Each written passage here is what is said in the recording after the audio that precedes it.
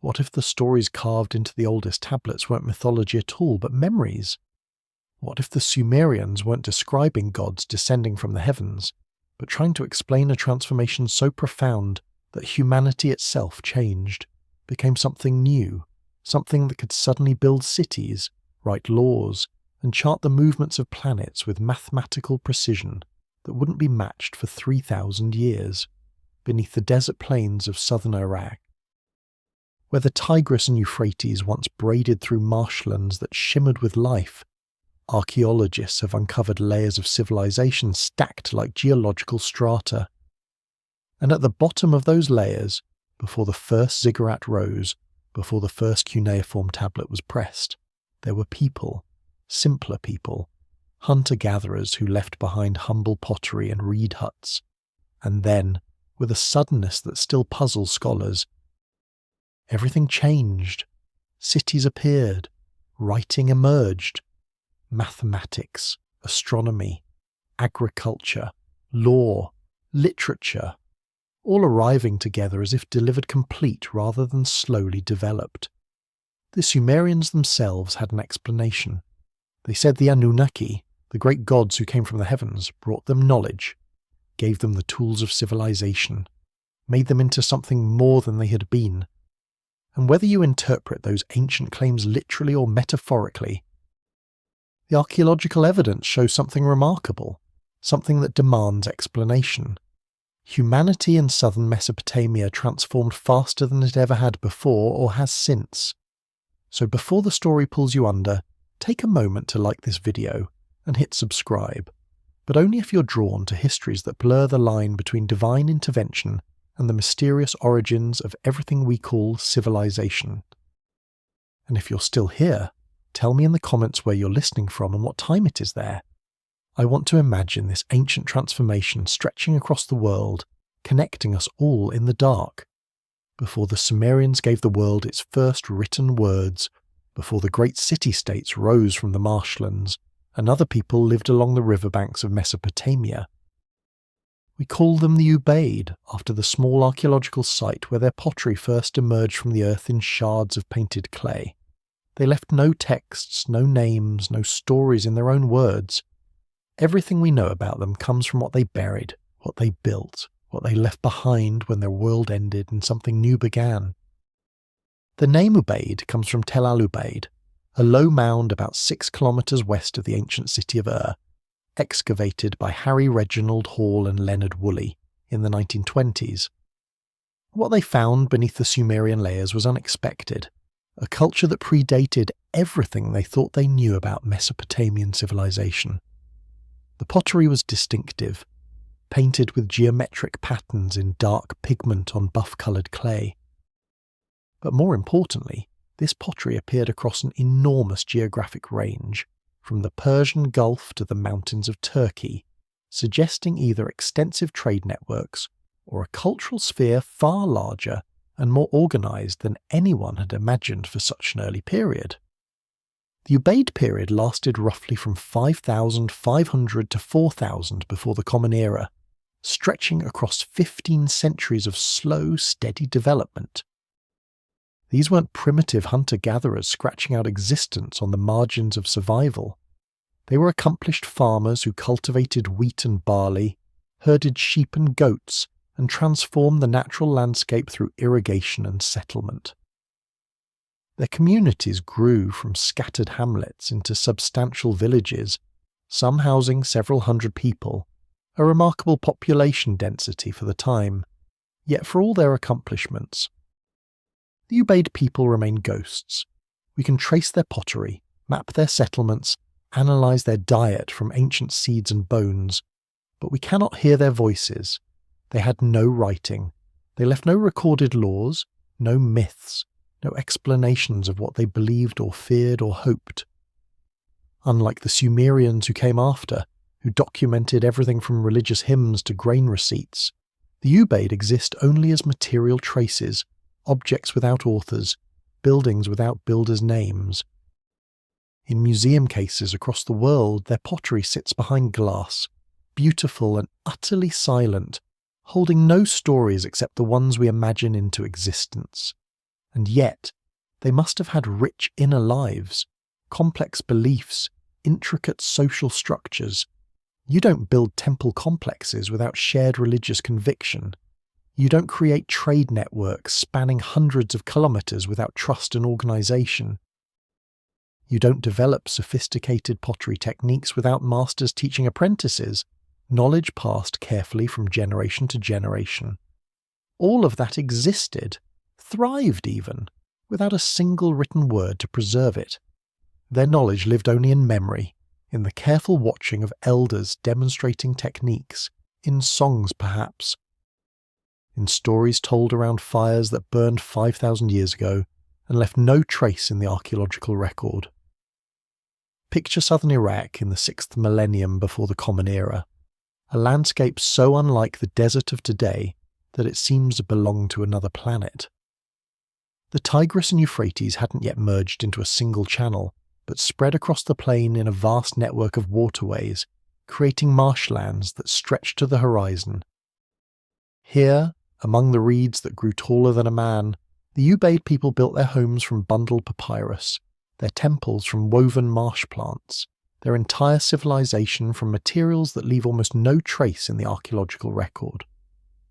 The marshlands were paradise for people who knew how to read their abundance.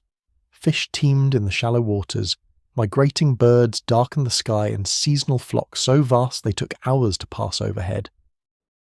The reeds themselves provided everything. Bundled together they made walls, woven they made baskets, dried they made fuel for fires. The Ubaid built their houses on platforms of reeds, raising them above the seasonal flooding that renewed the soil and brought life to the plain. These structures, ingenious in their simplicity, left almost nothing behind for archaeologists to find. Reeds rot, collapse, return to the earth.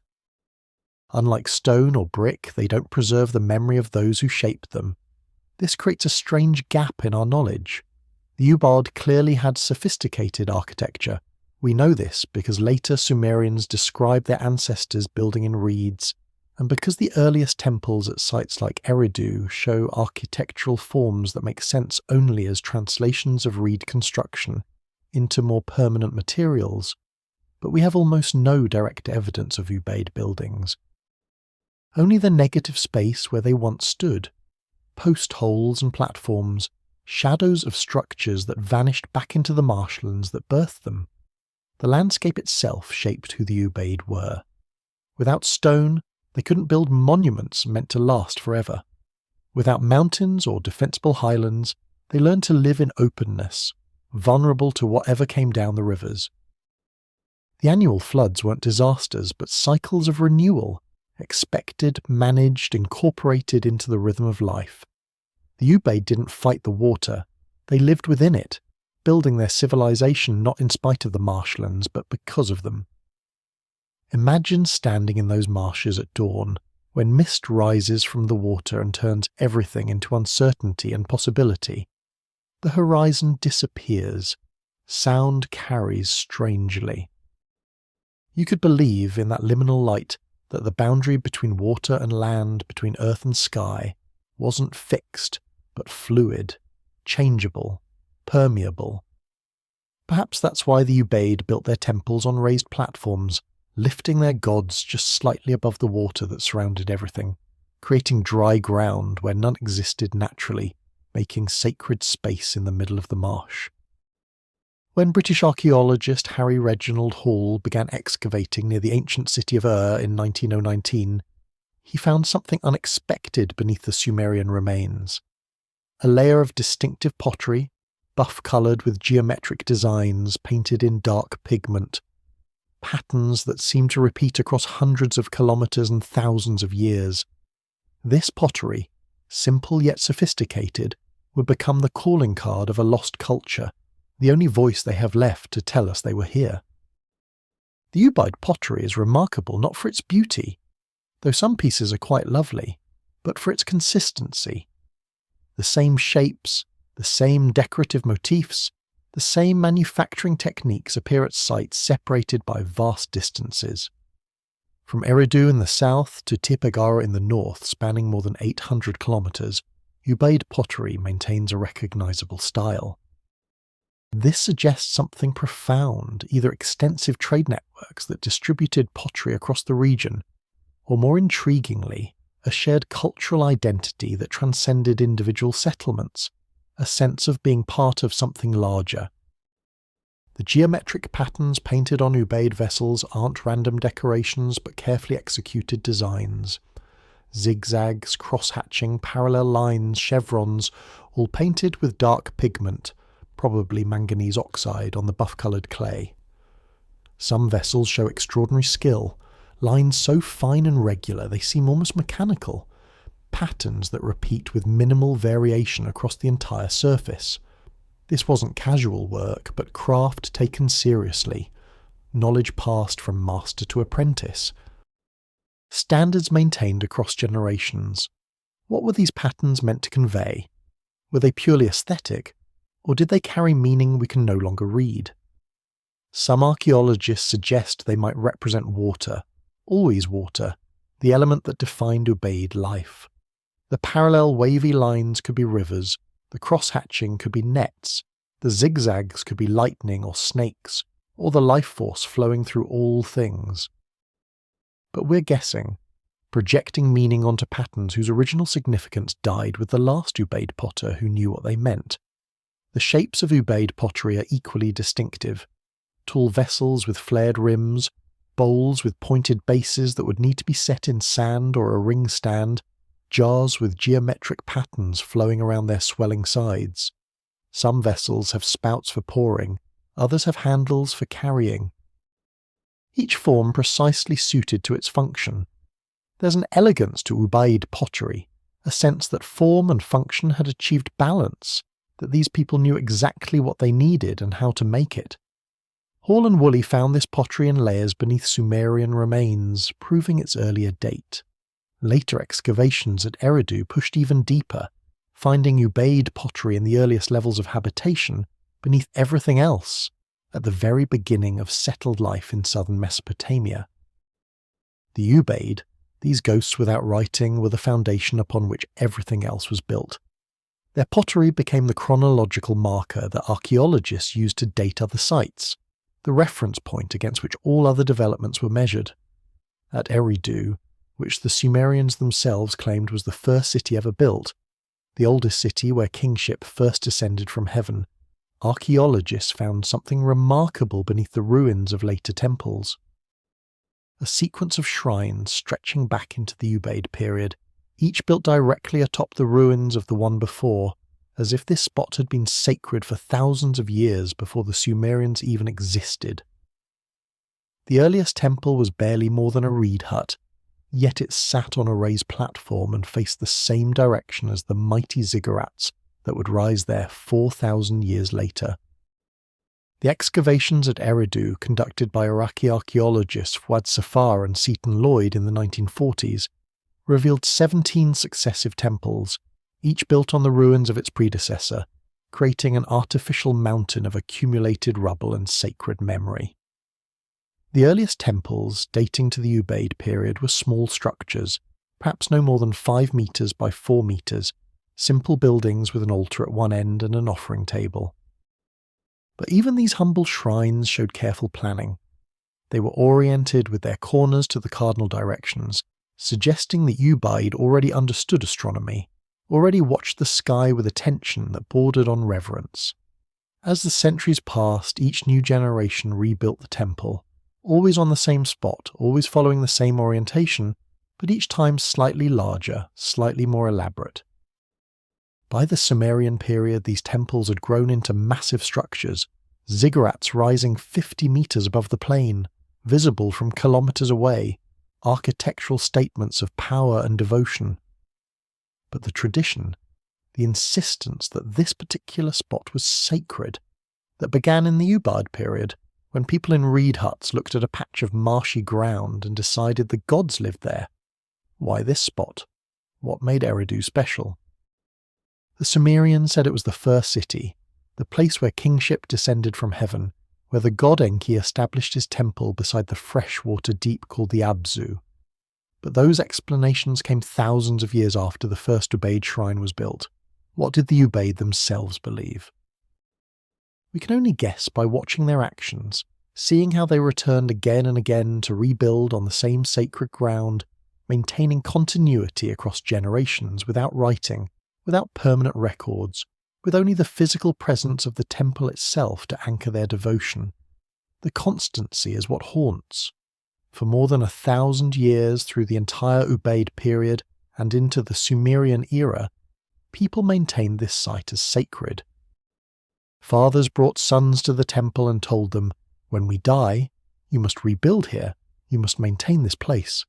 And the sons did, and their sons after them, and their sons after that, an unbroken chain of devotion stretching across 50 generations or more. Without writing to remind them why, without books preserving the original revelation that made this ground holy, they remembered. Memory was enough.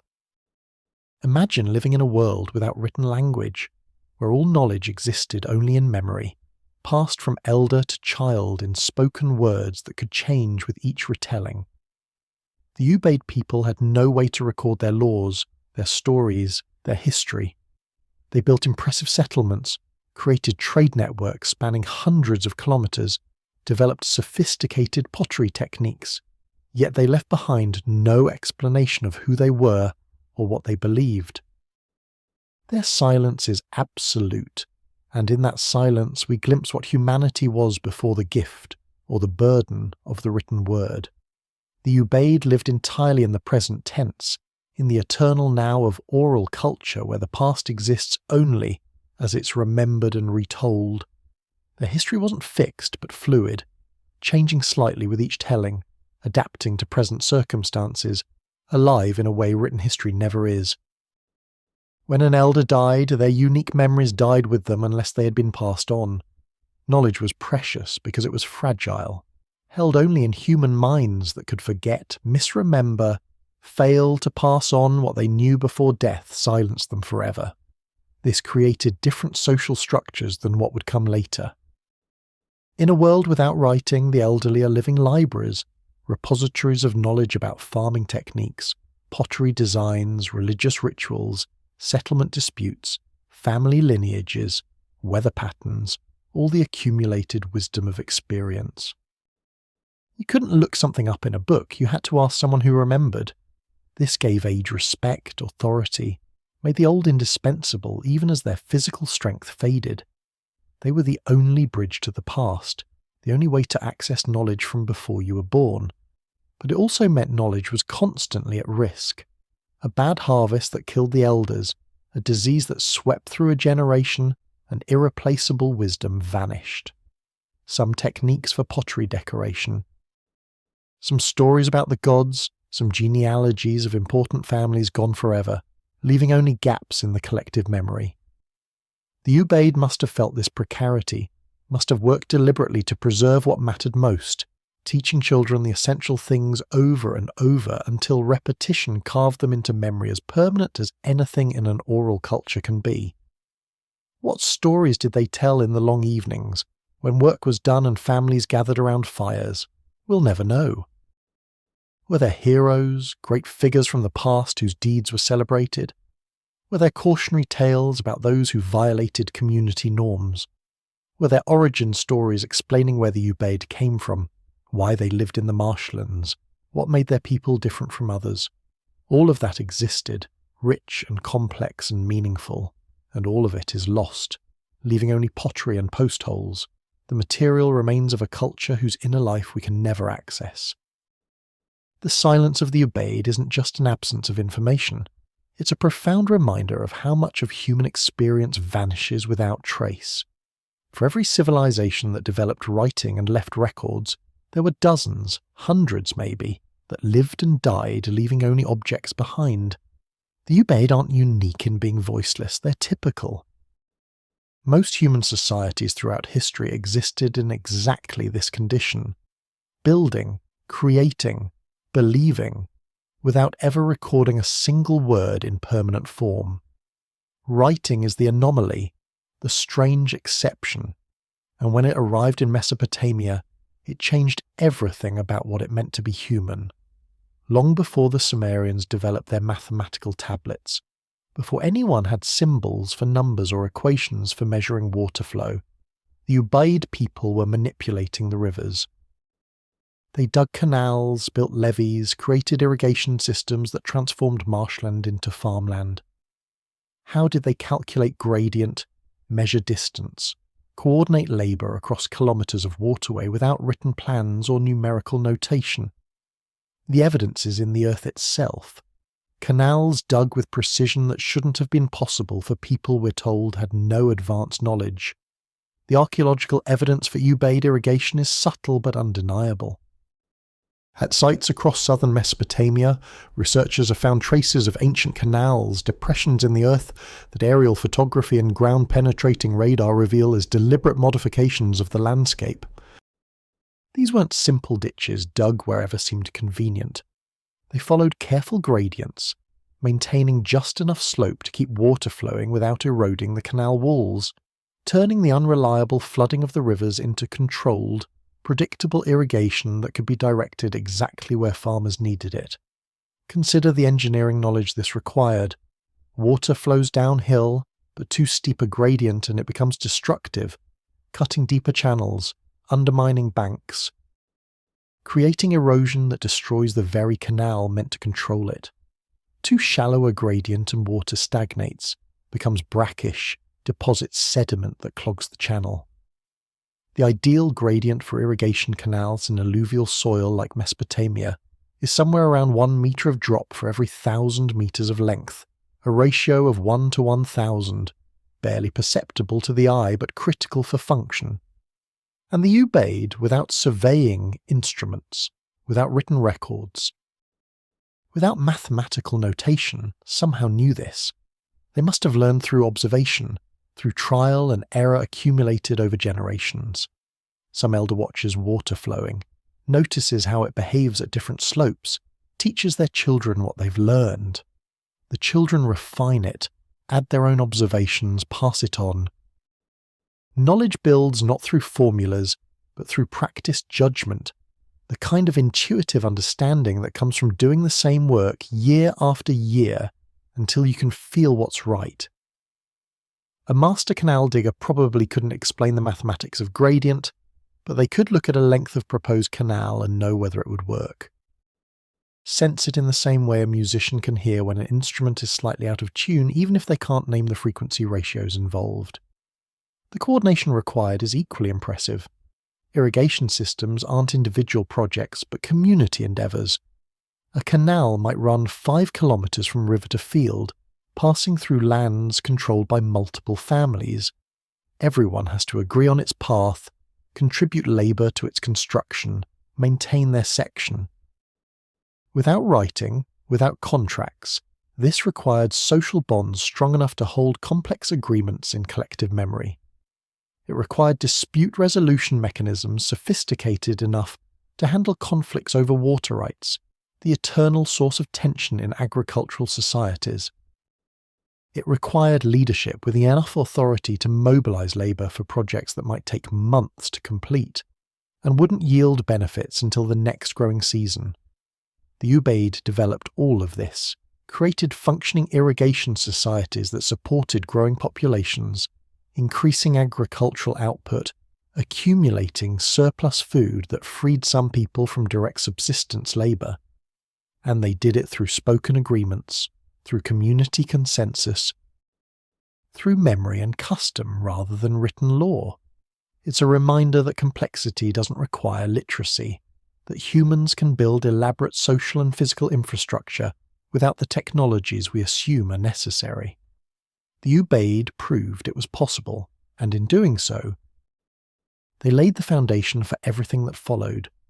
But something was shifting as the Ubaid period drew to a close. Settlements were growing larger, irrigation systems were becoming more extensive. The surplus food they generated was creating new social possibilities, specialists who didn't farm but made pottery or tools, or who served as religious functionaries in the growing temples. The groundwork was being laid for transformation, though the Ubaid themselves couldn't have known what was coming. couldn't have imagined how utterly their world was about to change. Around 4000 before the Common Era, something happened in southern Mesopotamia that archaeologists still struggle to explain. Within the span of perhaps 2 or 3 centuries, settlements that had existed as small agricultural villages suddenly exploded into cities. Uruk, which would become the first true metropolis, grew from a few thousand people to perhaps 50,000. Writing appeared. Monumental architecture emerged. Complex mathematics, astronomy, metallurgy, all arriving within generations of each other as if some door had opened and knowledge poured through. The archaeological term for this period is the Uruk expansion, named after the city that best exemplifies the transformation. But the term feels inadequate, too clinical for the sheer magnitude of change. This wasn't gradual urban growth, but explosive development, a sudden crystallization of new ways of living, organizing, knowing. Sites that show continuous Ubaid occupation suddenly in the archaeological record show something completely different. The pottery changes, becoming mass-produced on wheels rather than hand-formed. Architecture shifts from small domestic structures to monumental public buildings. Administrative technology appears, clay tokens for accounting, then pictographic tablets, then full writing. The speed is what troubles archaeologists. Cultural change usually happens slowly, ideas diffusing gradually, innovations spreading across generations. But the Uruk period shows rapid, coordinated transformation across a wide geographic area. It's as if everyone in southern Mesopotamia simultaneously decided to reorganize their entire civilization, adopting new technologies and social structures with remarkable uniformity. The archaeological layers show the transition compressed into a time span shorter than what separates us from the Industrial Revolution, and yet the changes were arguably more profound. The Ubaid and the Sumerians might as well be from different worlds. That's how much change between them. Population growth drove some of this. More people require more organization, more coordination, more sophisticated systems for managing resources and resolving conflicts. But population growth doesn't explain everything. It doesn't explain why writing emerged when and where it did. It doesn't explain the sudden appearance of complex mathematics or astronomical knowledge. It doesn't explain why monumental architecture, temples built to impress through sheer scale, suddenly became important to societies that had been content with modest shrines for thousands of years. Some archaeologists invoke climate change, suggesting shifts in rainfall patterns or river behavior forced adaptation and innovation. Others point to trade, arguing that increasing contact with distant regions brought new ideas and technologies. Still others suggest warfare. The competition between growing settlements drove military innovation that spilled over into other domains. Each explanation has merit, but none feels complete. None quite captures the sense of wholesale transformation, the feeling that something fundamental changed, not just in how people lived, but in how they thought about themselves and their place in the world. The Sumerians had their own explanation, and it was simpler and stranger than anything modern archaeology proposes. They said civilization was given to them, taught by the gods, delivered complete rather than slowly developed. And while we can dismiss this as mythology, as ancient people trying to explain origins they couldn't understand, we can't quite dismiss the underlying observation. Something did change rapidly. Civilization in southern Mesopotamia did appear with remarkable suddenness. Whether you attribute that to divine intervention or to complex historical processes we're still untangling, the phenomenon itself is undeniable. The Sumerians themselves offered an explanation for their sudden rise, and they wrote it down in one of the most mysterious documents from the ancient world. The Sumerian King List begins with a statement that sends shivers through anyone who reads it. When kingship was lowered from heaven, kingship was first in Eridu. Not developed, not earned, not gradually built, but lowered, given, delivered complete from above. And then it lists kings who ruled for impossible lengths of time, 30,000 years, 43,000 years, reigned so long they couldn't be human. The Sumerian King List exists in multiple copies, inscribed on clay tablets from different periods and places, showing it was important enough to be copied and recopied across centuries. The most complete version comes from a tablet held in the Ashmolean Museum at Oxford. Written in the Sumerian language sometime around 2000 before the Common Era, though it claims to record information from much earlier. Scholars call it a king list, but it's really a historical chronicle, a document trying to make sense of political legitimacy by tracing royal authority back to the beginning of everything, and that beginning is described in terms that defy naturalistic interpretation. After kingship descended from heaven to Eridu, the text says, Alulim became king and ruled for 28,800 years. Then Alalja ruled for 36,000 years. Then Enmeluana ruled for 43,200 years. On and on the list continues, through 8 kings who ruled for a combined total of 241,200 years before the flood came and swept everything away. Modern scholars have tried to make sense of these impossible numbers. Some suggest they're symbolic, that the Sumerians used numbers metaphorically to express the vast antiquity of their civilization. Others propose the numbers were recorded in a different base system and wrongly converted into base 60, the standard Mesopotamian system. Still others argue these aren't human kings at all, but mythological figures, gods or demigods from a time before history properly began. Each explanation tries to rationalize the irrational, to make these numbers fit into categories we can understand. But what if the Sumerians meant exactly what they wrote? Not that these kings literally ruled for tens of thousands of years, but that they were trying to express something their language struggled to convey. That the antediluvian kings were different, not quite human in the way later rulers were. That they belonged to a time when the gods, the Anunnaki, walked openly among humans, when the boundary between divine and mortal was less rigid than it would later become. The exaggerated reign lengths might be a way of saying these weren't ordinary men but something else, beings who lived on a different time scale, who existed partially outside the normal flow of human time. After the flood, the king list becomes more plausible. Reign lengths drop to hundreds of years, still impossible by modern standards, but at least approaching the realm of exaggeration rather than pure fantasy. And with each passing dynasty, each successive king, the numbers continue to decrease until eventually they reach plausible human lifespans. It's as if whoever compiled this list was trying to document a transition, a gradual shift from the time when the divine and human were intermingled to the time when they became separate, when kings were merely men who ruled for a few decades before dying like everyone else. The king list is mythology, yes, but mythology that makes a historical claim. It says there was a time before, a different time, when the world operated under different rules. And then came the flood, and after the flood things changed. Humanity began again, but changed, diminished perhaps, or freed, depending on how you interpret what came before. In the Sumerian pantheon, the Anunnaki were the great gods, the judges of the underworld, the ones who determined fates, but the word itself is mysterious.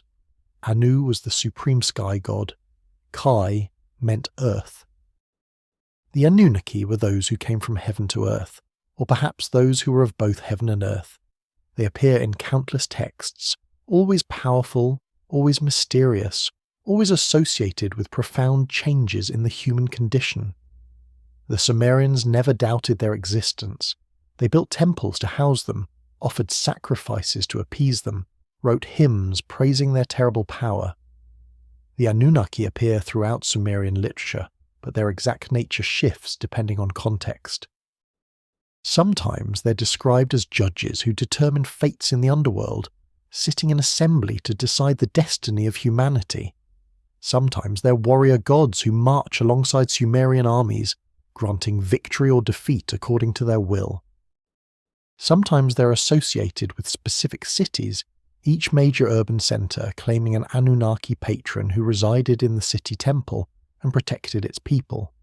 And sometimes, particularly in the oldest texts, They're described as those who brought civilization itself, who taught humans agriculture, writing, mathematics, all the arts that separated civilized people from the primitive tribes beyond the irrigation zones. The number of Anunnaki varies in different texts. Some sources describe 7 great Anunnaki, others list 50. Still others mention 300 Anunnaki of heaven and 600 of earth. The inconsistency suggests different traditions, different cities, with their own versions of divine mythology that were never fully reconciled into a single coherent system. Or perhaps the Anunnaki weren't meant to be counted, weren't discrete individuals, but something more fluid, a collective term for divine powers that shape the world. What's consistent across all texts is their power and their distance. The Anunnaki aren't friendly gods who walk among humans as equals.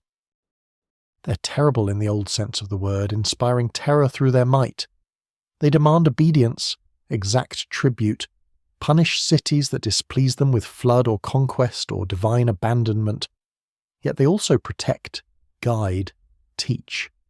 The relationship between Anunnaki and humanity is one of master and servant, creator and created, but with an undercurrent of something more complex, as if the gods need humans almost as much as humans need the gods.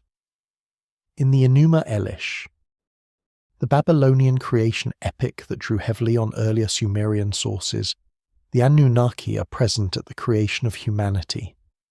After the great god Marduk defeats the chaos dragon Tiamat and creates the world from her corpse, the gods grow weary of the labour required to maintain creation. They complain, refuse to continue digging canals and tending fields. So Marduk creates humans to do the work the gods no longer wish to do, mixing clay with the blood of a slain god to create beings capable of labour. And the Anunnaki approve this solution, accepting humanity as substitutes for their own labour, freeing themselves to rest while humans till the earth. It's a creation story, but one that frames human existence in utilitarian terms. We aren't created out of love or divine loneliness, but to solve a labour problem. The gods needed workers, so they made us. And in return for the gift of existence, we owe them service, offerings, obedience. It's a relationship of debt that can never be fully repaid. Long before the Hebrew Bible told the story of Noah and the flood that destroyed the world, the Sumerians had their own version, older, stranger, and in some ways more terrifying. In the Eridu-Genesis, humanity is created to serve the gods, to work the fields the Anunnaki no longer wish to tend themselves. But humans multiply, become too numerous, too loud. The gods decide to destroy them with a flood. One god, Enki, warns a righteous man named Yusudra. A massive boat is built. The world drowns. And when the waters recede, everything begins again, but different, changed, as if the flood itself was a boundary between what humanity was and what it would become. The Eridu-Genesis survives only in fragments, portions of a clay tablet excavated from Nippur and now housed in the University of Pennsylvania Museum. The tablet is damaged, with large sections missing, but what remains tells a recognizable story. In the beginning, after the gods create humanity and establish the first cities, humans flourish. They multiply, spread across the land, build civilizations, but their success becomes their downfall. The text is fragmentary here, but it seems to suggest humans became too noisy, too disruptive. The god Enlil, chief of the divine assembly, grows irritated with human clamour and proposes a solution: destroy them all with a great flood. But Enki, the god of wisdom and water, opposes this plan. He respects humanity, or at least respects Yasudra, a particularly righteous king who serves the gods faithfully. So Enki warns Yasudra through a reed wall, telling him to build a great boat, to seal it with bitumen, to load it with breeding pairs of animals. The flood comes, lasting 7 days and 7 nights, drowning the world, destroying everything the gods had allowed to flourish. Even the gods are terrified by the destruction they've unleashed, cowering like dogs as the waters rise and the storm howls. When the flood finally ends, when the waters recede and dry land appears again, Ziusudra makes offerings to the gods. The smell of the burning sacrifice reaches the divine assembly, and the gods, who have apparently been without human worship during the flood, gather around the offering like flies, grateful that something survived to continue serving them. Enlil is angry at first that his plan to destroy humanity completely has been thwarted, but eventually he's mollified. He grants Ziusudra eternal life, making him immortal like the gods themselves, and sends him to live in Dilmun, the divine paradise at the edge of the world. The parallels to the biblical flood story are obvious and undeniable. The righteous man warned by God, the great boat, the animals preserved in pairs, the raven and the dove sent out to find land, the sacrifice after the waters recede, the divine promise never to flood the earth again. But the Eridu Genesis predates the biblical account by at least 1,000 years, probably more. The story the Hebrews told about Noah was shaped by stories they heard in Babylon during their exile, stories that were themselves echoes of even older Sumerian traditions. But what makes the Eridu Genesis haunting isn't its influence on later traditions, but what it says about how the Sumerians understood their own history. This wasn't just mythology to them. They believed the flood really happened, that there was a time before and time after, and that something fundamental changed between them. Cities excavated in southern Mesopotamia do show flood layers, thick deposits of water-laid clay separating earlier occupation from later rebuilding. Whether these represent a single catastrophic flood or multiple smaller floodings conflated in memory is debated, but the archaeological evidence suggests something happened, some boundary event that became embedded in cultural memory as the moment everything changed. The flood marks a division in Sumerian thought between the antediluvian and post-diluvian worlds. Before the flood, kings ruled for impossible lengths of time. After the flood, human lifespans shrank to mortal dimensions. Before the flood, the gods walked openly among humanity. After the flood, they withdrew into their temples, becoming more distant, more demanding of proper worship. The flood didn't just destroy, it separated, creating distance between divine and human that hadn't existed before. Or perhaps it destroyed one kind of humanity and allowed another to emerge, people who were similar but diminished, who retained memory of what they had been, but could never quite return to that earlier state. In another Mesopotamian text, the Atrahasis epic, the creation of humanity is explained in terms that sound almost shockingly practical. The gods, particularly the Anunnaki, are digging irrigation canals, clearing fields, doing the backbreaking work of agriculture. They rebel, they refuse to continue, and so the mother goddess Ninhursag creates humans from clay mixed with the blood of a slain god, creating beings capable of the labour the Anunnaki can no longer tolerate. It's a creation story, yes, but one that frames humanity as a solution to a labour problem, tools made to serve divine purposes. The Atrahasis epic survives in multiple versions, the most complete coming from tablets found in the library of Ashurbanipal at Nineveh, copied in the 7th century before the Common Era, but recording traditions that stretch back more than 1,000 years earlier into Sumerian times. The story begins not with humanity, but with divine discontent. The great gods. The Anunnaki have divided up the cosmos after some primordial conflict. They've assigned roles, established hierarchy. And the lesser gods, the Igigi, are given the task of maintaining creation, which means endless agricultural labour. For 40 years, the text says, the Igigi dig irrigation canals. They carry baskets of earth, they dredge riverbeds, they build levees and embankments. It's exhausting work, divine beings performing tasks that seem beneath their dignity. And eventually they've had enough. They burn their tools, they march on the house of Enlil, the chief god, they surround his dwelling and demand relief. It's a workers' strike, a labour rebellion, and it threatens the entire divine order, because without the Igigi maintaining the irrigation systems, creation itself will collapse back into chaos. The great gods convene in emergency council. They need a solution.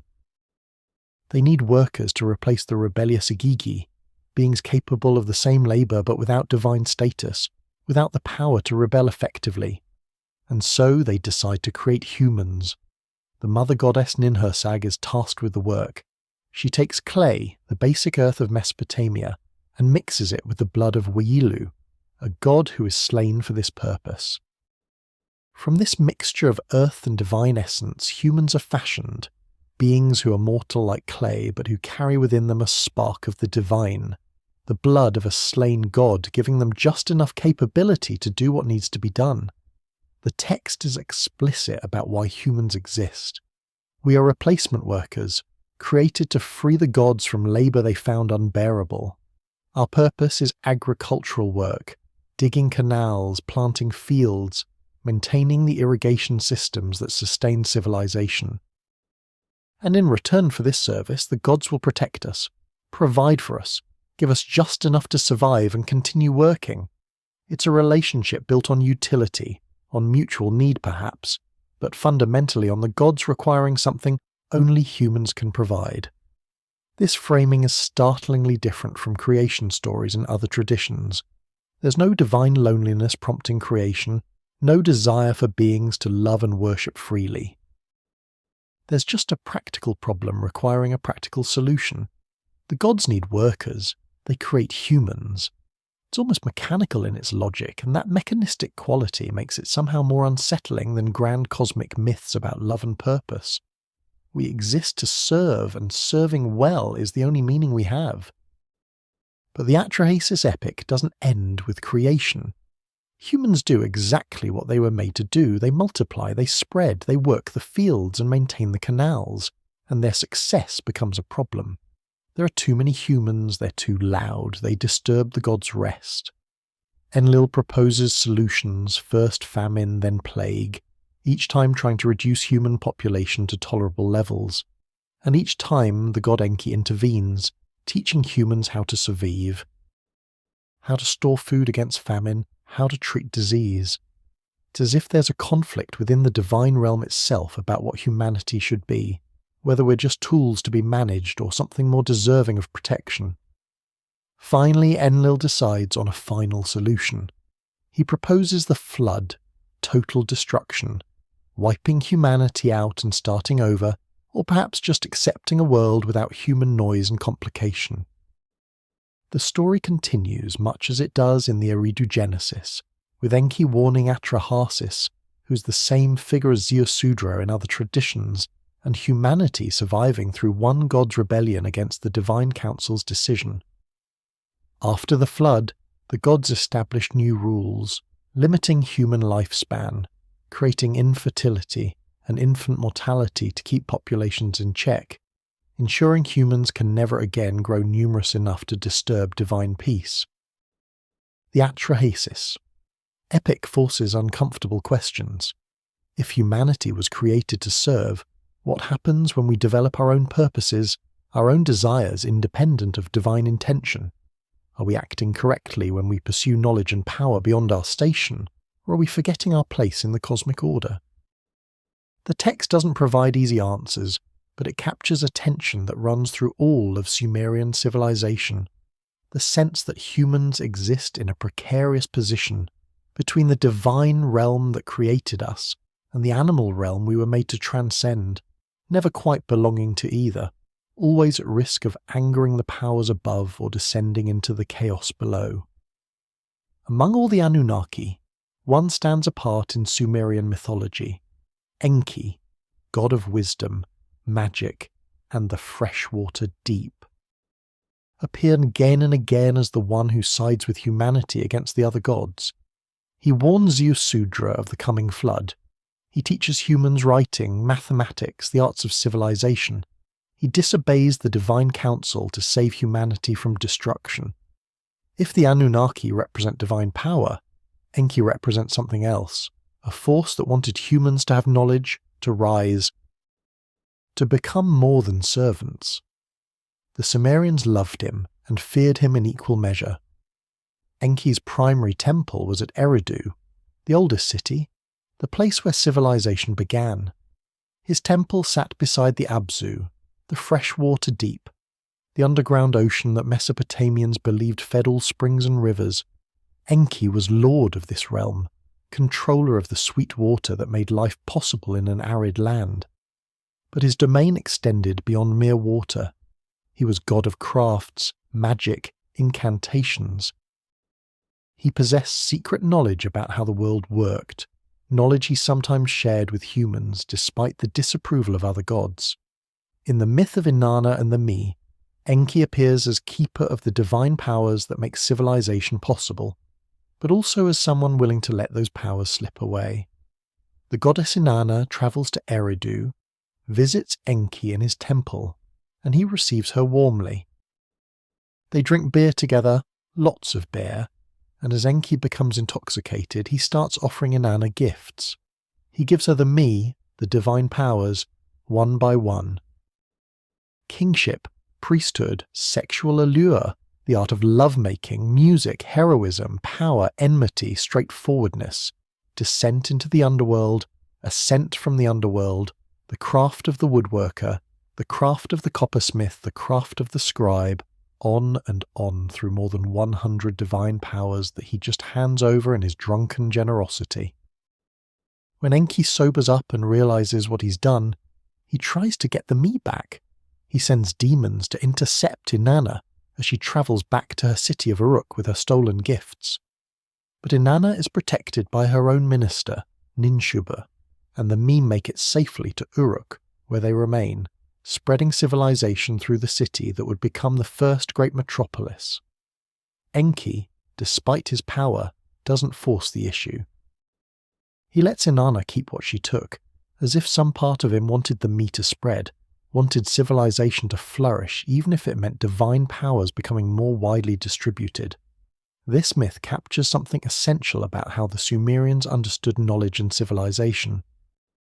These weren't things that developed gradually through human effort, but divine gifts that could be given or stolen, that existed as tangible powers rather than abstract ideas.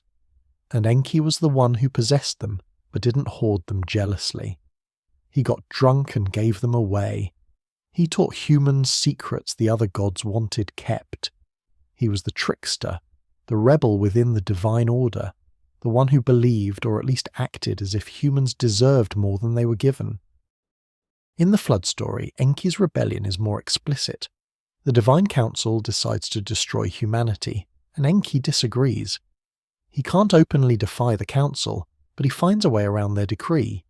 He warns Ziusudra by speaking to a reed wall, technically not breaking his oath not to tell humans directly.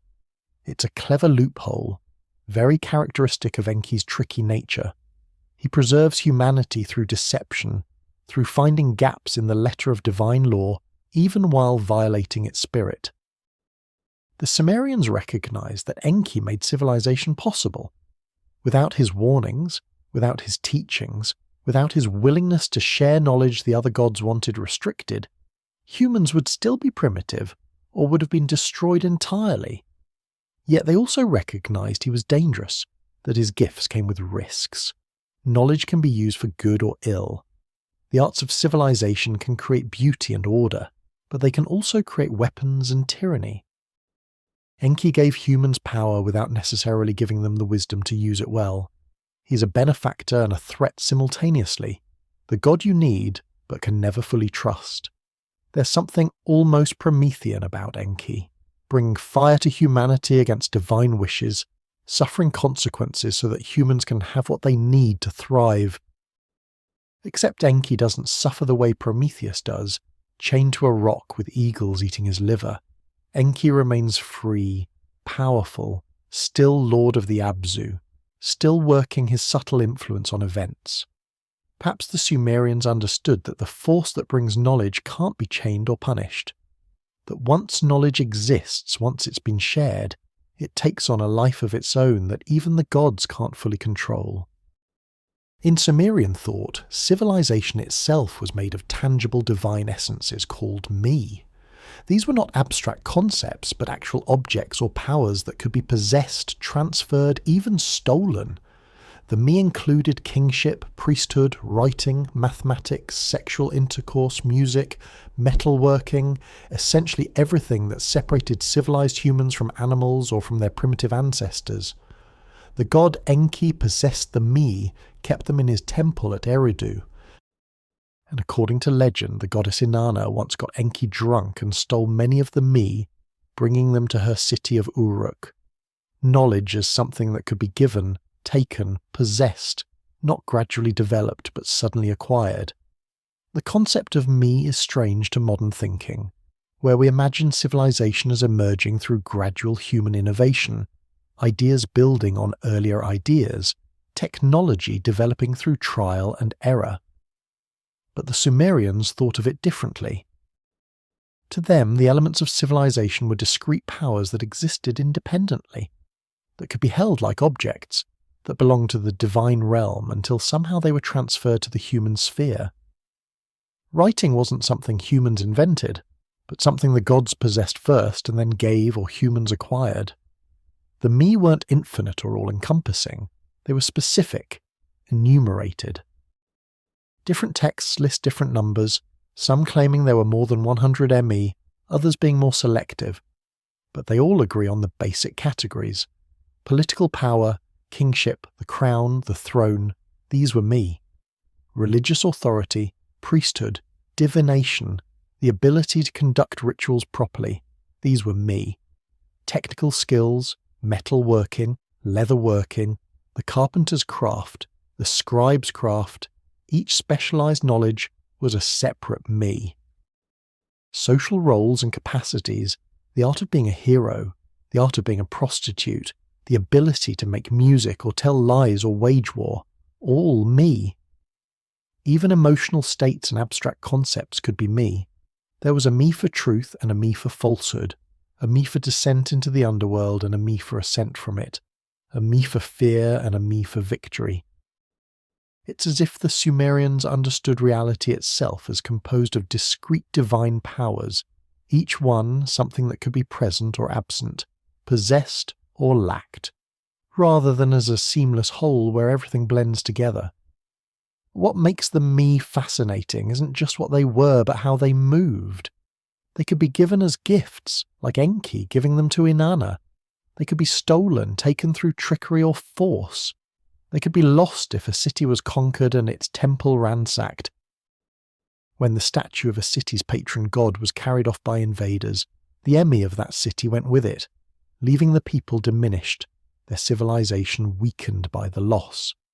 It's a worldview where knowledge and power are fundamentally transferable, where what one group possesses can be taken by another, where civilization itself can migrate from place to place, depending on who holds the me. This has implications for how the Sumerians understood their own rise to civilization.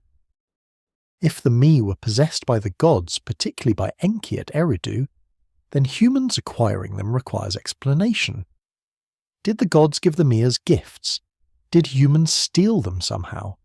Did some intermediary figure, perhaps the antediluvian kings who were part divine, serve as the bridge through which we passed from heaven to earth?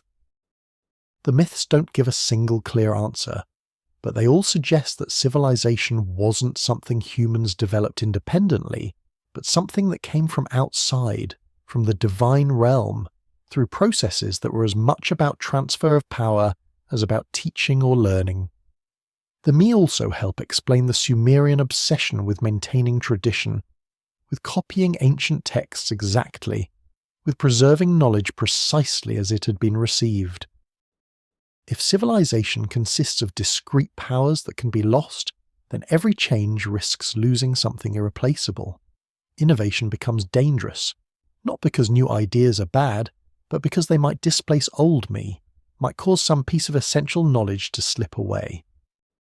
The careful conservatism of Sumerian scribble schools, their insistence on exact copying, their reverence for ancient texts, all make sense in a worldview where knowledge is precious and fragile, held only precariously by humans who acquired it from gods who might someday take it back. By 3500 before the Common Era, Uruk had become something the world had never seen. a city of perhaps 50,000 people, protected by massive walls nearly 10 kilometers in circumference, dominated by temples built on artificial mountains of brick. The logistics alone seem impossible. 50,000 people need food, water, organization, governance. They need roads, sanitation, conflict resolution. Yet Uruk accomplished all this within generations of being a small farming village. The leap from scattered settlements to urban metropolis happened faster than it takes modern cities to expand by a single neighborhood. The walls of Uruk, which would later feature in the Epic of Gilgamesh as one of that hero king's greatest achievements, enclosed an area of approximately 500 hectares, making it by far the largest settlement in the world at that time. Archaeological surveys have mapped the wall's course, following traces still visible as depressions in the earth, or as lines of brick rubble where later stone robbers quarried the ancient materials. Building these walls required organising labour on a scale unprecedented in human history, coordinating thousands of workers, providing them with food and water during construction, maintaining the tools they needed, all while keeping the existing city functioning. The population density within those walls must have created challenges that no human society had faced before. When a village grows to a few hundred people, everyone knows everyone else. Disputes can be resolved through personal relationships and community consensus. But in a city of 50,000, you're surrounded by strangers, people you'll never know, whose faces you might see once in a crowded street and never again. How do you maintain order?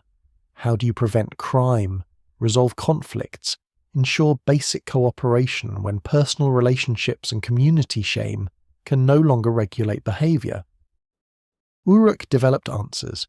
It created formal institutions, temples that served not just religious but administrative functions, organising labour, distributing rations, settling disputes.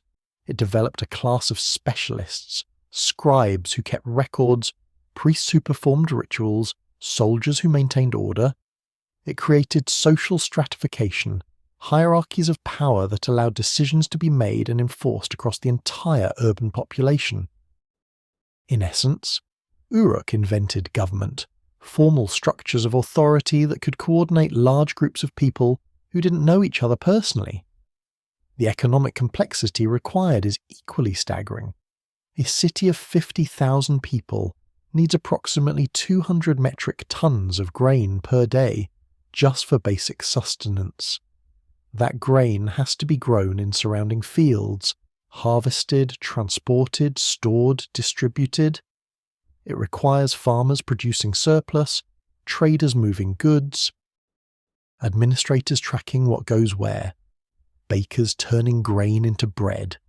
It requires a functioning economy with specialisation of labour, where farmers can focus on farming because they trust that craftsmen are making tools, and priests are maintaining divine favour, and soldiers are providing security. Uruk managed all of this without writing, at least initially. The earliest phases of Uruk's growth predate the invention of cuneiform script. Somehow the city functioned with administrative systems based on clay tokens, simple shapes representing quantities of goods, impressed into soft clay to create records that couldn't be altered. These tokens evolved into pictographs, which evolved into the complex writing system that would allow Mesopotamian civilization to document itself in exhaustive detail. But the fact that Uruk grew to such enormous size before writing existed suggests organizational capabilities that we can barely imagine, systems for coordinating complex activities that left no written trace. Walking through the ruins of Uruk today, and archaeologists have been excavating there since the 19th century, you get a sense of the scale. The ziggurat bases still rise from the desert, eroded by wind and time but unmistakably artificial, geometric mountains in a flat landscape. The walls, though mostly collapsed, follow their ancient course across kilometres of ground. And everywhere pottery shards litter the surface, fragments of the 50,000 lives that once filled this space with human drama and mundane necessity. It was all here, everything we think of as civilization already fully formed, already functioning by 3500 before the Common Era. And yet 3,000 years earlier, the site was just a small Ubaid village. The transformation is so rapid it seems almost impossible. At the heart of Uruk, atop an artificial mountain of mud brick, stood the White Temple, gleaming with gypsum plaster, visible from kilometres across the flat plains. But it wasn't just impressive for its size. The temple was oriented with precise astronomical alignment. Its proportions followed mathematical ratios that would later appear in sacred architecture across the ancient world. Whoever built it understood geometry, understood the movements of celestial bodies, understood architectural principles that shouldn't have been available to people only generations removed from reed huts and pottery. The White Temple sits atop what archaeologists call the Anu Ziggurat, a massive platform rising 14 metres above the plain. Built up through successive layers of construction over centuries, but the temple itself dates to approximately 3500 before the Common Era, making it contemporary with the Great Walls, part of Uruk's explosive growth into the world's first city. The temple building measures approximately 17 metres by 22 metres, modest by later Mesopotamian standards, but impressive for its time. The walls were plastered with gypsum, giving them a brilliant white appearance that must have caught the sun and glowed like a beacon across the landscape.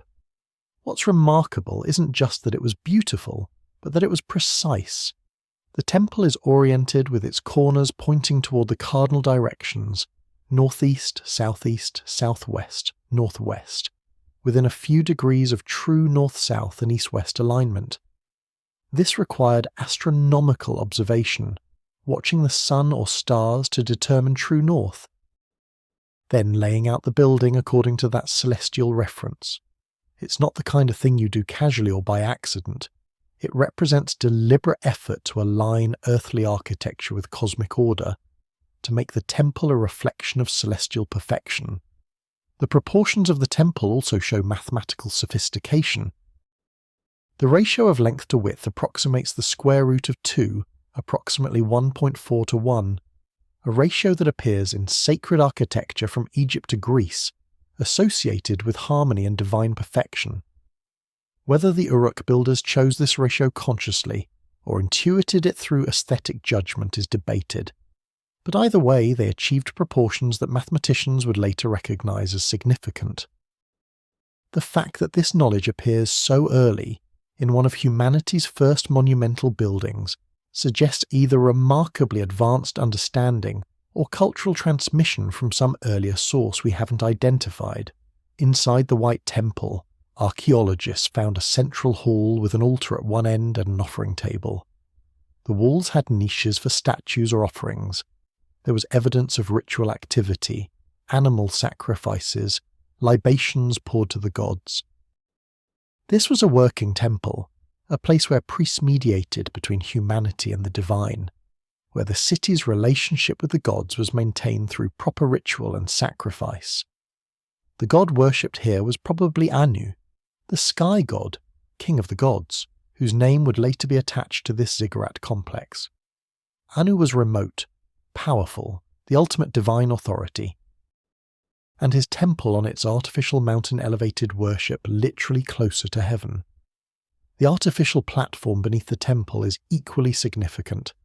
Building it required moving hundreds of thousands of mud bricks, layering them precisely to create a stable base, facing the platform with fired bricks to protect against erosion. The labour required is staggering. Thousands of workers over years or decades, all contributing to a single monumental project. But more than that, it required engineering knowledge. The platform had to be stable, had to support the weight of the temple above without settling unevenly or cracking. The builders needed to understand soil mechanics, weight distribution, the behaviour of mud brick under compression. They needed, in essence, to know things that we imagine were discovered much later through gradual experiment and recorded knowledge. The White Temple stands as evidence that Sumerian civilization didn't slowly accumulate knowledge, but appeared already in possession of sophisticated understanding. Within a few generations of the earliest cities, they were building with astronomical precision and mathematical proportions, creating architecture that functioned both practically and symbolically, that served human needs while pointing toward divine order. The speed of this achievement, the completeness of this knowledge, continues to puzzle archaeologists who try to trace gradual development, but keep finding, instead, sudden appearance, as if civilization arrived not through innovation, but through revelation, as if someone already knew what needed to be built and how to build it. Around 3200 before the Common Era, writing appeared in Mesopotamia. Not gradually, not as simple pictures slowly becoming more abstract, but suddenly and remarkably complete. Within a few centuries, Sumerian cuneiform could express complex legal concepts, poetry, mathematics, astronomy. It had syntax, grammar, the ability to convey abstract thought. Some archaeologists argue it must have had a longer developmental period we simply haven't found. Others wonder if the Sumerian claim might have truth in it, that writing was taught rather than invented, given rather than gradually developed. The earliest writing we have from Mesopotamia comes from Uruk, from the same period when the city was exploding into unprecedented size and complexity. These early tablets are administrative documents, records of grain distributed, animals counted, land allocated. They use pictographic signs, simplified drawings of the objects they represent. A circle with a cross means sheep. A triangle means woman. A pointed oval means barley. Simple enough in concept, but the system appears already quite sophisticated, with rules for combining signs, for indicating numbers, for expressing relationships between different elements. What's striking is how quickly this pictographic system evolved into something more complex. Within just a few centuries, the signs stopped looking like the objects they represented and became abstract cuneiform wedges, combinations of marks made by pressing a reed stylus into soft clay. And more remarkably, the system began expressing not just concrete objects but abstract concepts, grammatical particles, phonetic components. By 2600 before the Common Era, Sumerian writing could capture the full complexity of spoken language, could record poetry and myth, legal arguments and mathematical proofs. Anything that could be thought could be written. This speed of development troubles some scholars. In other places where writing developed independently, in Egypt, in China, in Mesoamerica, the process took centuries or millennia, starting with simple pictographs and only slowly becoming capable of expressing complex ideas. But Sumerian cuneiform seems to sprint through these stages, moving from accounting notation to full linguistic expression in what seems like the blink of an eye in archaeological time. Either we're missing earlier stages of development, tablets that haven't been found yet, or the Sumerians developed writing with remarkable rapidity that demands explanation. The Sumerians themselves attributed writing to the gods, specifically to Enki and to Nabu, the god of wisdom and scribes. They said writing was taught, not invented, that humans learned it from divine instruction, rather than puzzling it out through trial and error. This could be dismissed as typical mythological thinking, attributing all important innovations to divine gift.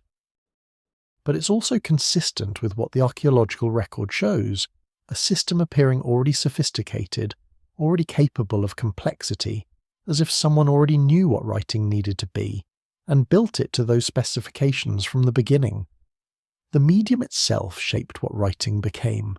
Clay was abundant in Mesopotamia, free for the taking from any riverbank. It could be formed into tablets of any size, pressed with marks while wet, then dried or baked to preserve the writing permanently. The stylus, a reed cut to a triangular point, made certain kinds of marks easily and others difficult. Curved lines were hard to control in wet clay, but straight lines, wedge-shaped impressions, those were natural. So the writing system evolved, or was designed, to use wedges, combinations of straight marks that could be pressed quickly and clearly into clay. Form followed function. Or perhaps function was understood so well that form emerged perfectly suited to it. Writing transformed Mesopotamian civilization in ways that are difficult to overstate. Before writing, knowledge existed only in memory, fragile and subject to change. After writing, it could be fixed, preserved, transmitted across time and space with perfect accuracy. A student in Nippur could read the exact words written by a scribe in Uruk decades earlier. A king could send commands to distant cities and know his words would arrive unchanged. The past became accessible in a way it had never been before, no longer subject to the variations of oral tradition but frozen in clay, immutable unless the tablet itself was destroyed. But writing also created new forms of power and new forms of inequality. Those who could read and write, the scribes, became gatekeepers of knowledge, essential intermediaries between the illiterate masses and the complex administrative systems that governed city life. Becoming a scribe required years of training, memorizing hundreds of signs, practicing until the hand could form them automatically. It was specialized knowledge that conferred status and authority. The very existence of writing created a division between those who possessed this me and those who didn't, between the literate elite and everyone else. In every major Sumerian city attached to the temples stood the Aduba, the tablet houses, the world's first schools.